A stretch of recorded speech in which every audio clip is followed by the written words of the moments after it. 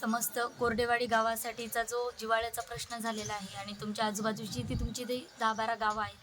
तो म्हणजे तुमच्या साठवण तलावाचा प्रश्न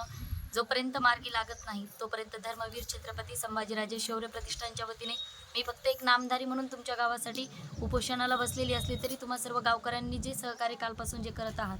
कुठलाही प्रशासकीय अधिकारी किंवा कुठलाही आमदार, कुठलाही खासदार जरी या उपोषण सोडवायला आला, तरीसुद्धा मी आमच्या प्रतिष्ठानच्या वतीने तुम्हाला एक ग्वाही देते, की जोपर्यंत तुमचा साठवण तलावाचा प्रश्न मार्गी लागत नाही, तोपर्यंत उपोषण मागे घेण्यात येणार नाही. तुम्ही सर्वांनी सुद्धा असंच सहकार्य राहू द्या